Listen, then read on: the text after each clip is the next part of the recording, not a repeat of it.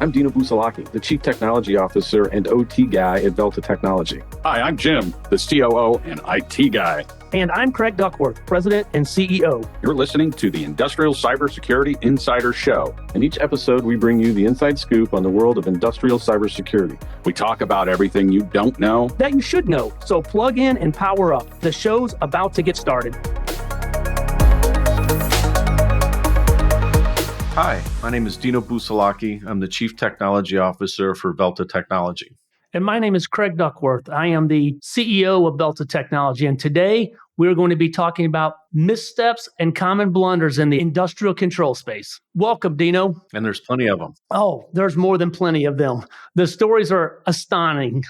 Well, known and unknown, right? I mean, the ones that are known are the ones that caused serious problem. Damage, environmental, people hurt, revenues lost. And then you have the ones that you don't hear about that under the surface, the client hasn't either acknowledged it, they view it as a ghost in the machine, or they just assume keep it pretty quiet that the fact that they may have lost hundreds of thousands of dollars today and aren't really sure what happened. So when you say ghost in the machine, help me understand that. I'm thinking Ghostbusters, and that's probably not really the case, is it? If you're not continuously monitoring your industrial control system activity, and I'm not talking from a SCADA perspective where you're monitoring the machine activity, right? Whatever recipe you're running or whatever project file you got going to make whatever goods you're making. I'm talking about the interaction of the data within those machines and who they're communicating with. So, and things that are impeding or impacting their ability to do what they need to do in a timely manner. For example, I had a client who lost an entire portion of their plant, and it was a Siemens control system. What happened is the end result was the Siemens PLCs just wiped out all their IP addresses. So every one of these PLCs, 30 of them, set their IP addresses back to zero. And the client didn't know why it happened, weren't even really sure, but wanted to know if we could help them solve this problem. And we happen to have an OT IDS platform monitoring that plant. And what we found and what we picked up on was a rogue IT guy roaming around the plant with a laptop scanning the networks at the wrong time during a startup. That sounds like a bad thing. It is a bad thing. It happens all the time. IT, who are trying to do their due diligence, they're trying to do their best to get an asset inventory with assets that don't even normally speak the language with the software that they're using to collect this information. So they go about it when the scalpel is required and they're swinging a machete. And so what they did is that when these PLCs, these Siemens PLCs were coming up to be active, one of the things that they do, it's kind of an inverse of DHCP. They want to validate that the IP address that they have is valid and I can use it. So the server that they go to get that approval was being inundated by an internal denial of service attack by what this IT guy had created by scanning the network. And you had a very short window in order to get approval for those PLCs to come up. Otherwise, they were going to fail safe. Now wiping out your IP address, you might consider a bug, but regardless of it, when they couldn't get approval that the IP address that they had was valid and it could be used, they reset all their IP addresses. And they would have never known what had caused that problem had it not been for the monitoring of that environment with a technology of specific operational technology, OT, intrusion detection platform that understood the S7 protocols that the Siemens devices uses right at the application level to find this vulnerability that shut down the plant for a weekend. That sounds expensive. It is expensive. You're talking about millions of dollars in loss. And it happens all the time. For something as simple as the IT guy just didn't understand the implications of what he was doing and trying to do his job on the industrial network. He just didn't know. Right. And I mean, we've even seen outside organizations, our government, the United States government has done the same thing. We've witnessed them pilfering around and scanning control system networks, trying to do due diligence and help clients out that can't hunt down Chinese malware. They're trying to remove from Outlook servers, from mail servers. And so they come in and start scanning your entire network. Well, I know you're looking for mail activity, malware around mail, but why are you on my control system network doing what you're doing? And impeding, impacting my packaging lines in this particular case, because the DoD thought it was necessary, went out and got subpoenas from the DOJ in order to gain access into these environments, and then told the client after the fact what they had to do to get in there. But they didn't really get into, well, what impact did you have to my production environment? Sounds like they didn't care what impact they had to the production environment. Well, they don't know what they don't know, right? And if you don't have these tools in place, and again, this just happened to be the fact that we were doing a pilot for a client and happened to catch these IP addresses that are assigned to the Department of Defense coming into this beverage plant and scanning their control system network. Maybe that's why my soft drink was so sugary that day. Well, but regardless, you lose your filler. I know clients, and you think of the alcohol industry, losing a packaging line and not putting that liquid in a can or a bottle, you're looking at $80,000 an hour in loss. When WannaCry came out, we had a steel plant in the Midwest. And once they realized that the vulnerabilities that they were trying to remove with SMB version 1 and that signature was out on one of these application servers that were running the SCADA systems for this plant, the CIO said, hey, you need to take that off the network. Telling the plant manager, you got to get this off the network. And the plant manager's like, if we do that, we're going to shut the plant down. Yeah. That doesn't sound very easy to do. Well, it gets into this whole IT-OT conversion that people talk about. This is a classic example of an IT-OT collision where you got a CIO going, get that off the network, and you got a plant manager going, no, I'm not going to do that. And so the mitigation activity slid to a different group. In this particular case, Rockwell Automation was involved in order to help them unwind the patching that was sitting there. This server hadn't been patched in years. It had dozens of patches sitting on it, waiting to be implemented if that box ever had been booted, which was another mistake that had been made, that the IT folks had pushed down these patches inadvertently hitting the server. But I think that if you look at that, I think that that's typical in the OT space. You have 20, 30, 50, 100 patches from Patch Tuesday on the IT side that somebody in IT doesn't know, and they move it down and it sits there. And if anything happens, power blip or this situation, that server has to be taken offline. The minute it comes back, here they all come. Yeah, but the point is that the fact that neither side knows definitely what the situation is. They should be able to determine without reasonable doubt the current status of those devices. For one, recognizing that you're not patching at a regular interval and working with your OEM and system integrator to make sure that that's being done. Number one. Number two, the fact that IT is unaware of the impacts that these things can have to these connected physical systems that run their manufacturing side. How do you merge those two together? I was working at a job site. It was an automotive manufacturing facility, and they were bringing up a new press. They made wheels. And, you're talking about a $35 million piece of equipment that was coming up and online and working at this facility. And one day, right in the middle of production, it just quit working. The control system quit functioning to run that wheel press. Well, after some troubleshooting, bringing in partners to come help find out what was going on, it was a duplicate IP address. Seems pretty stupid, right? How do you end up with a duplicate IP address for something very critical? It was, again, this is the culture and the behavior of this particular manufacturing plant. Their process to determine IP addressing scheme was to ping the network to find out what devices did not respond. Seems logical. So I'm going to ping the network and say, if this IP address doesn't come back and there's no response, it must be available. So the IT guy assigned the IP address for the PLC for this wheel press. Well, what happened was there was a vending machine that was out for maintenance, that Coca-Cola / Pepsi machine that was out for maintenance, that was brought back and plugged back into the network, and it was using the same IP address as the wheel press. So if I hear you right, a vending machine where I can get a soda and a Snicker bar took down a $35 million wheel press? Yes. Oh, that's bad news. That made my candy bar a lot more expensive. For a day, right? For a day. So again, hundreds of thousands of dollars in loss. There's no time capsule to get in to make up for the lost production. I'm paying salaries. I'm consuming resources. I've got trucks waiting. I got all this other activity going out there on hold that I'm spending money on because I'm not making goods. It's amazing. Penetration testing. IT likes to go out and do their due diligence and hire a pen testing group. And the pen testing group's job is to come in and look for the vulnerabilities in your environment. Well, why are you letting them look for vulnerabilities in your manufacturing environment when you're producing goods? Sure, the pen testers know to stop when they hit the industrial network, don't they? They don't know the difference between a PLC and a printer. Oh, that's the first problem. And so they're scanning the network and hammering it and shutting the plant down. That's problem number one for these organizations that go out and hire pen testing groups and now to recognize, and hey, I'm a manufacturer. You do know the difference between OT and IT.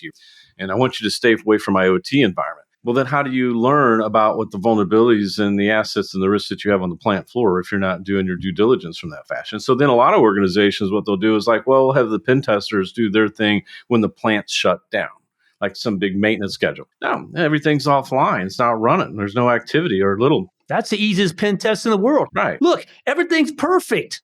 Again, it's taken an IT practice and mindset and applying it to an environment that is becoming disruptive or the value is not there. Right. What you're getting. You can't do that. They're completely different environments. They need to be treated differently. Organizations need to understand the different risks and the different tools and technologies to apply to them in order to prevent some of these things. The last thing an organization wants is a vending machine taking down production for a weekend. But they do. And there are the gopes out there who say, well, that doesn't happen to us. It's like, well, I would say if you don't have the right tools in place that's paying attention and uncovering that stuff, you don't know. True statement. It's just a fact. Because IT, if you look at them, they do everything in their power to make sure that they have accurate asset inventory, up-to-date asset inventory, SBOMs, multiple, defensible architectures in place within their systems with multi-factor authentication, segmentation, VLANs, firewalls, et cetera, And so how do you move that same governance and policy and architectures into the control system environment and do it in a way that's not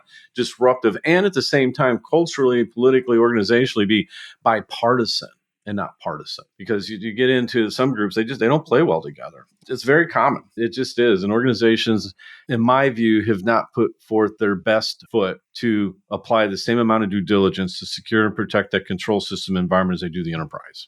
And I think that there would be, in my little experience of PLCs, there's the ability to read and ability to write. And there's got to be a way to distinguish what they're giving them, so that somebody doesn't come in and just make a change remotely when they're not familiar with them or shouldn't be changing it at all. Right. Well, it's like default passwords sitting out there in the plant on printers. No way. You mean that they leave those there? Or cameras. And you have to ask yourself at the end of who owns the asset?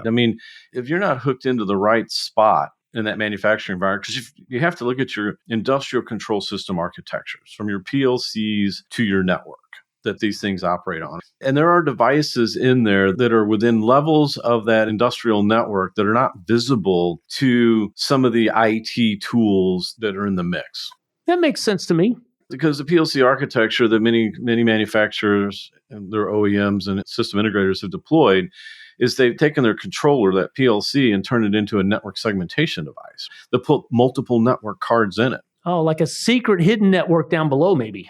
Right. It might have 3 or 4 network cards on it, and it'll have one network connection up to a level that where the firewall may be and where you can get to applications like historians or MES systems or that type of stuff where there is some remote access for engineering workstations, what have you. But then that's just at one spot.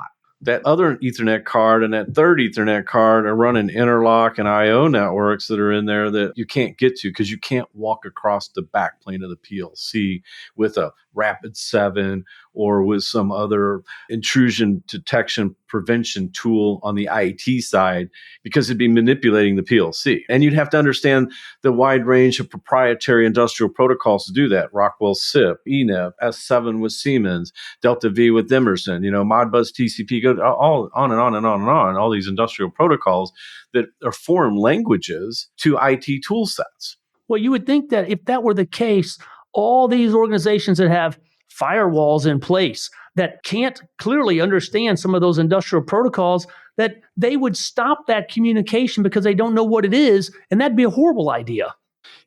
All the stuff we see in the news all day, every day, all these companies have been hacked. I'm pretty sure they all got firewalls. They ain't stopping anything. They do. So the firewall is not the answer. It's one of the answers. It's a piece. There's many other things that you need to do besides just laying a firewall there. And unfortunately, a lot of manufacturers will do that. They'll put a firewall somewhere in the mix and call it a day. Yeah, we've heard years and years, defense in depth. There's got to be a multi-approach. It can't just be one. There's not a silver bullet. And it sounds like that's true. Right. And you also have to recognize that the control system environment has these vulnerabilities. People, it's almost like they look for excuses to be able to say, well, how many PLCs have actually been attacked? We don't want to do anything. Why do we have to go through all this extra work? Because they're not really attacking control systems. Well, how do you know that if you're not watching it? And the other thing I would say is when it comes to process integrity, it's like PLC changes that happen every day, all day in manufacturing facilities.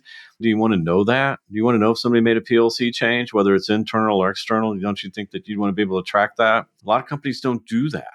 Now, you might have somebody that's a Rockwell shop and is using Asset Center, which is a great tool for tracking what I'm describing around changes to your control system and inventory, but that's not for everything in your plan. And I've yet to find any manufacturer that's got a single automation technology vendor in there. They usually have several. Rockwell just happens to be one of them.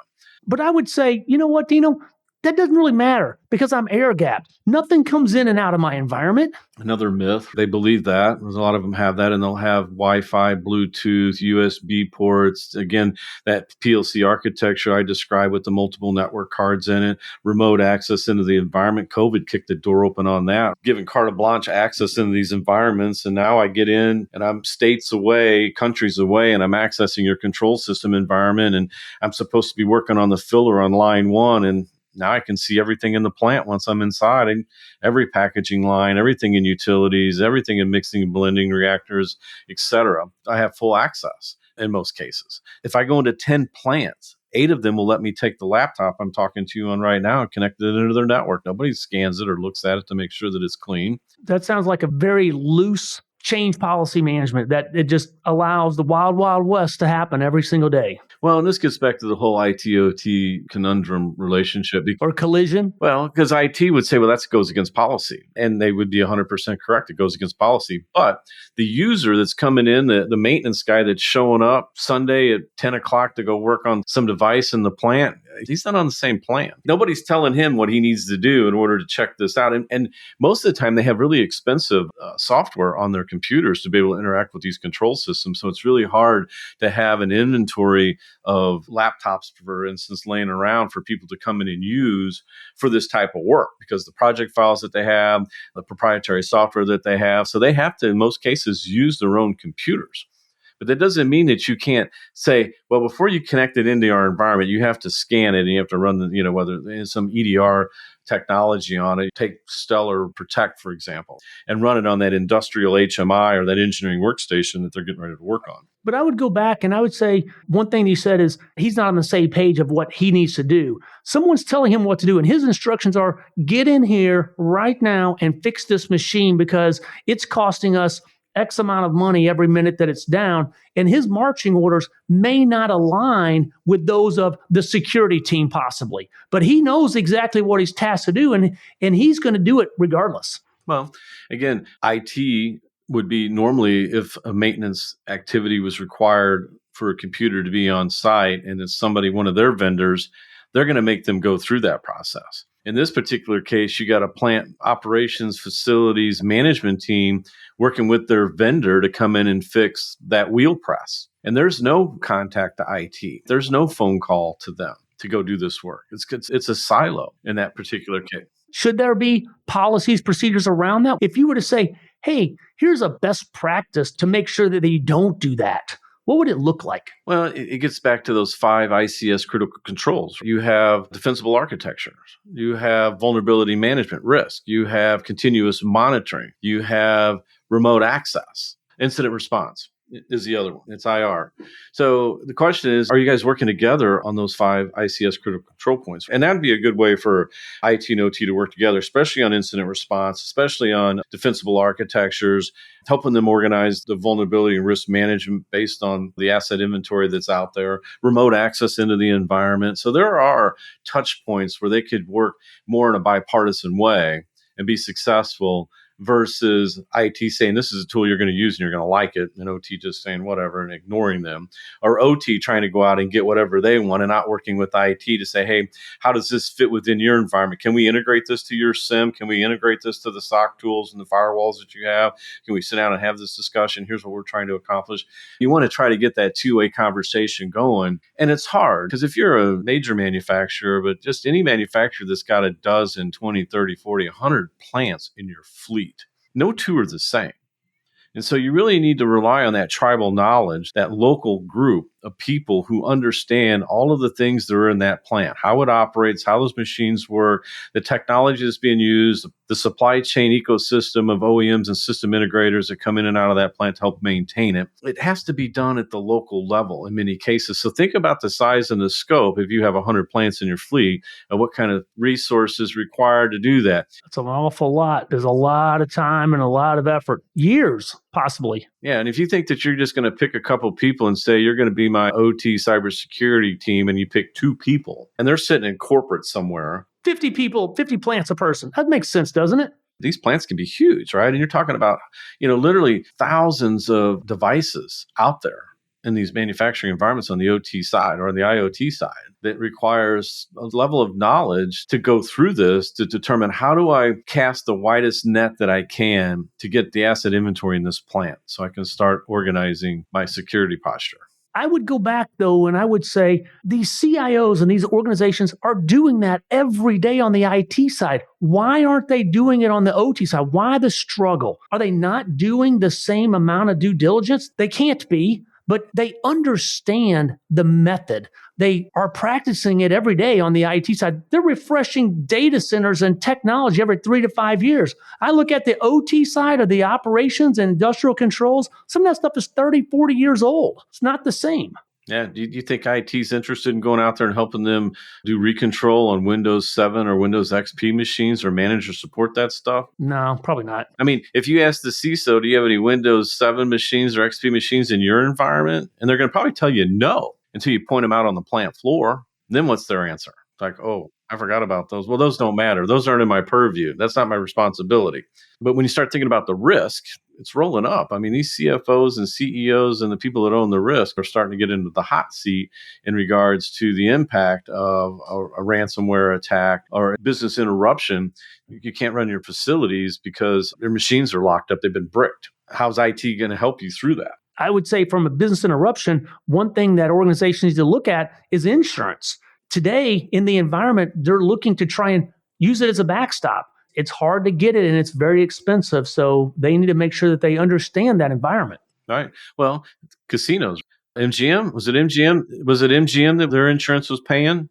Yeah, MGM they disclosed $100 million and they expect the insurance company to pay it all. Right. And the casino floor is a lot like a plant floor. It's revenue generating. So in that particular case, you got the clients, business interruption, cybersecurity insurance is going to cover that. And a lot of manufacturers can't get cybersecurity insurance, just can't get it. So unless you're making money hand over fist and blips, if you lose $50 million here and there. The casinos do. That's all they do is make money. They print it almost better than the feds. Well, so does a plant that's making goods. I was talking to a plant manager at a drywall company this summer, and he basically said, yeah, I just print money all day, every day. That's what he does. Look at the housing boom. I can see why he said that. But if he loses his plant floor, now he's losing hundreds of thousands of dollars a day or an hour, whatever the case may be. So again, how are you going to protect that?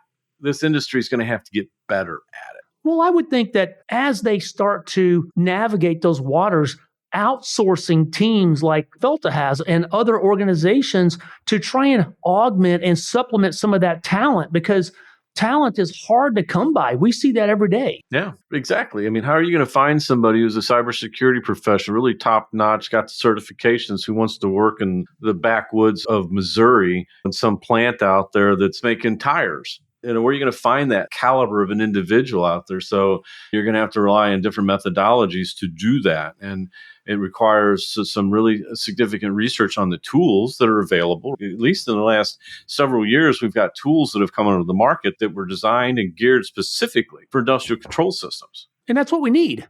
I think that the frameworks and the procedures per se can be equated across IT and OT. The technologies and the tools and how you implement them, I think that's where the dividing line draws. No, you have to have practitioners, people that are familiar and accustomed to working in an industrial environment. They don't mind doing it because that's where the work is. If you're going out there to pop open 100 panels at one plant to see what's in there, to do the inventory, to determine how am I going to put a collection server or a sensor within that panel to collect this metadata that's circling around on the PLCs and the drives and the HMI that's in there, the panel view and some other switches and networking equipment. If you don't get out there and go look at that, to determine how you're going to put that sensor in there to collect that information to get it to your platform so you can have an accurate, up-to-date inventory, number one, to help populate with more rich data around your vulnerability management situation, to determine how am I going to put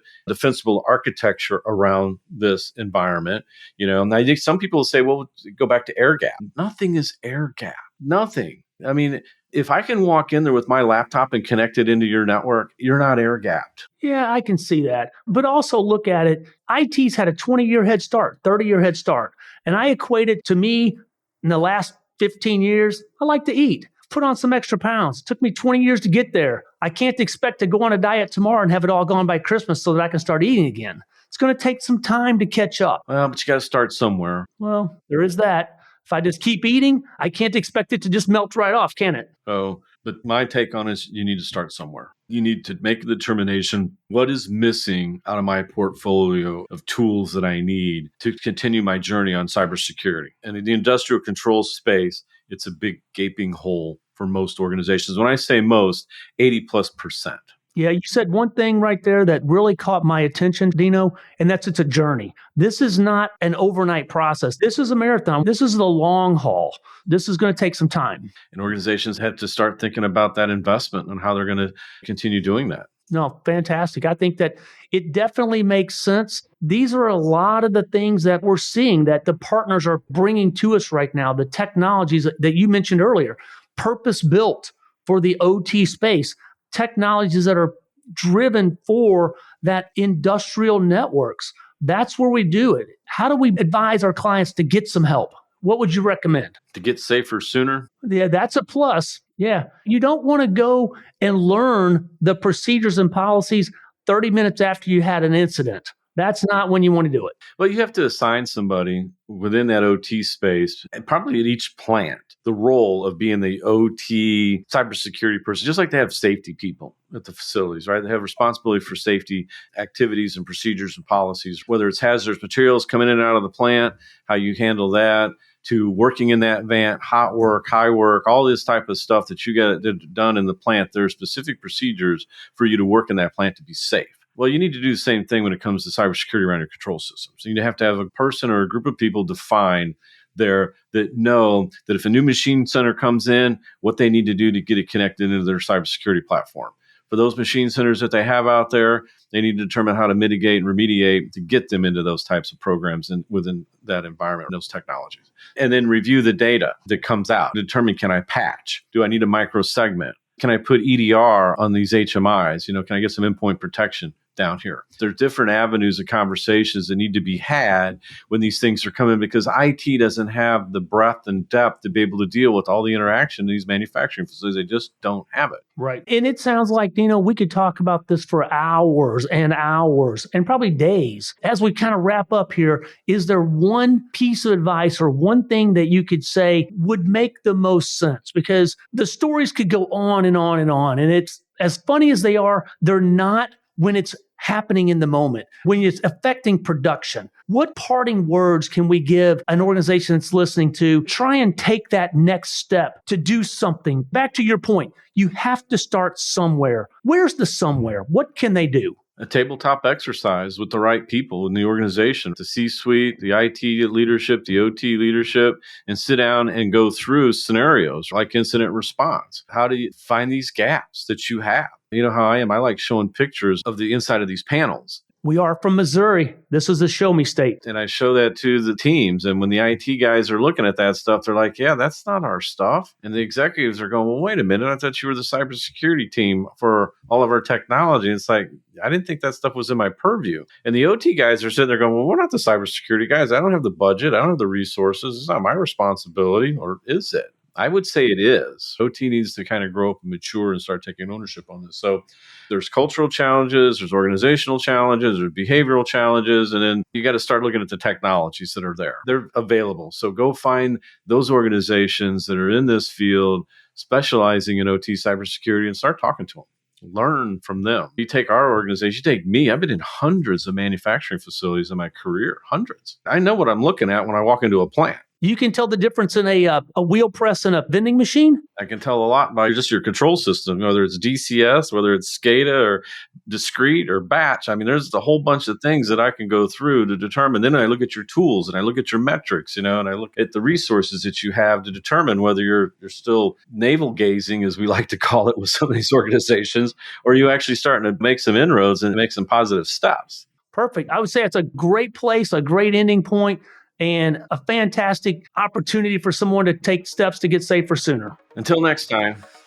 Thanks for tuning in to the Industrial Cybersecurity Insider Podcast. To stay up to date with our latest episodes, be sure to click the follow or subscribe button now.